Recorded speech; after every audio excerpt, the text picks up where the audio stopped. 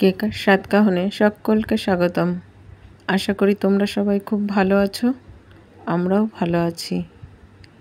আজ বানাবো চিকেনের গিলে মেটে ও গলার চচ্চড়ি। তাহলে আসো দেখে নিই আমি কিভাবে বানাচ্ছি চচ্চড়িটা, সঙ্গে থাকো।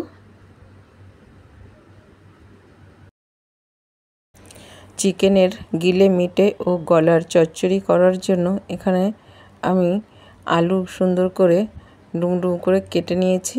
এখন সেটাকে খুব সুন্দর করে লাল লাল করে ভেজে নিচ্ছি। দেখো খুব সুন্দর করে আলুর গায়ে রং ধরে গেছে।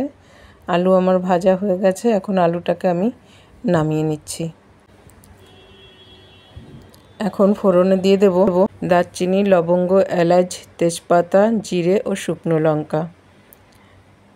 সব তেলের মধ্যে দিয়ে দিয়েছি। ফোড়ন থেকে বেশ সুন্দর একটা গন্ধ বেরিয়ে এলেই দিয়ে দেবো এর মধ্যে পেঁয়াজ।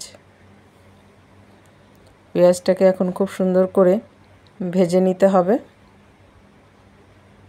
বেশ একটা হালকা রং ধরবে অবধি ভাজতে হবে। পেঁয়াজটা যাতে তাড়াতাড়ি সফট হয়ে যায় তার জন্য সামান্য নুন দিয়ে দিয়েছি। দেখো পেঁয়াজের গায়ে বেশ সুন্দর একটা রং ধরে গেছে।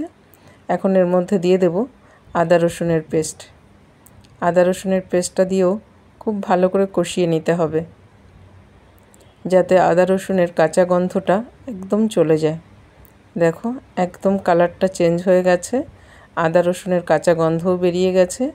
এখন দিয়ে দিচ্ছি কিছু শুকনো মশলা। ঘরে কোটা গোলমরিচের পাউডার, জিরে পাউডার, ধনে পাউডার আর দিয়ে দিলাম হলুদ পাউডার। দিয়ে ভালো করে আর একবার কষিয়ে নেব। বেশ সুন্দর করে কষিয়ে নেওয়া হয়েছে মশলাকে। এখন এর মধ্যে দিয়ে দেব গিলে মেটে ও গলা, সব একসঙ্গে খুব ভালো করে এটাকে কষাতে হবে এখন। আর এখন এর মধ্যে দিয়ে দিচ্ছি দুটো পাকা টমেটো আর দিয়ে দেব স্বাদ অনুযায়ী নুন।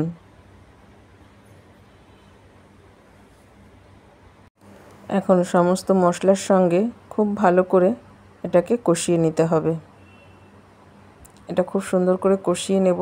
এটা যত সুন্দর করে কষাবো খেতে ততটাই টেস্ট হবে। দেখো ওর নিজস্ব জলও একটু ছেড়েছে, আবার তেলও ছেড়েছে।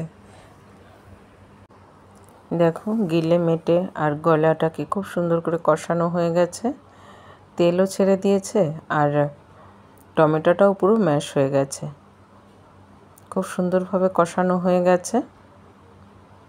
আর কালারটা দেখো, কালারটাও বেশ সুন্দর চেঞ্জ হয়ে এসছে। আর এখন এর মধ্যে দিয়ে দেব গরম জল।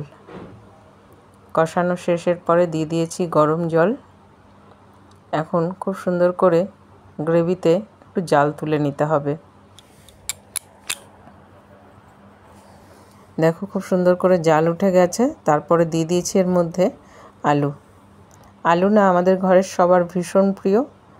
আর চিকেনের ঝোলের মধ্যে আলুর টেস্টটা অনেক সুন্দর হয় খেতে। সেই জন্য গিলে মেটের মধ্যেও আমি আলু ব্যবহার করেছি।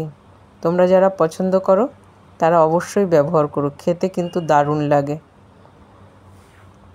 আর এটা তোমরা চাইলে রুটি, নান, পরোটা, রুমালি রুটি যে কোনো কিছুর সঙ্গে সার্ভ করতে পারো। এমনকি গরম ভাতের সঙ্গেও কিন্তু খুব ভালোই লাগে খেতে এটা। দেখো খুব সুন্দর করে জাল করে সুন্দর করে করে নিয়েছি। গিলে মেটে গলাটা খুব সুন্দরভাবে কষানো হয়ে জাল হয়ে গেছে। আর এখন এর মধ্যে দিয়ে দিলাম সামান্য গরম মশলা, দিয়ে আর একটু নাড়াচাড়া করে নেব। একটু নাড়াচাড়া করলেই, সুন্দর করে একটু জাল করে নিলেই এই গিলে মেটে আর গলার চচ্চড়ি আমার ডান। খুব সুন্দরভাবে হয়ে গেছে। দেখো যতটা সুন্দর কালার হয়েছে না, ততটা কিন্তু দেখতেও সুন্দর হয়েছে আর খেতেও সুন্দর হয়েছে। একদম মুখে লেগে থাকার মতন টেস্টি হয়েছে। তোমরা কিন্তু ঘরে অবশ্যই ট্রাই করো। তাহলে এখন গ্যাস বন্ধ করে দিচ্ছি। গিলে মেটে গলার চচ্চড়ি কিন্তু একদম রেডি সার্ভ করার জন্য। এখন এটাকে আমি সার্ভ করে নেব।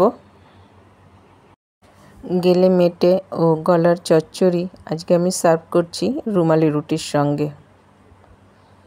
দেখো খুব সুন্দর করে আমি সার্ভ করে নিয়েছি।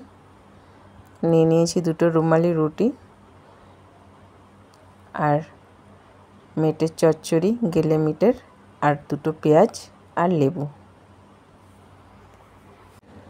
খেতে কিন্তু হয়েছে ভীষণ ভীষণ টেস্টি। তোমরা কিন্তু অবশ্যই ট্রাই করো। আর ভালো লেগে থাকলে লাইক, শেয়ার, কমেন্টস করতে কিন্তু ভুলো না। তাহলে আজ এখানেই শেষ করছি। সবাই ভালো থাকবে, সুস্থ থাকবে। দেখা হবে পরের আরেকটি ব্লগে।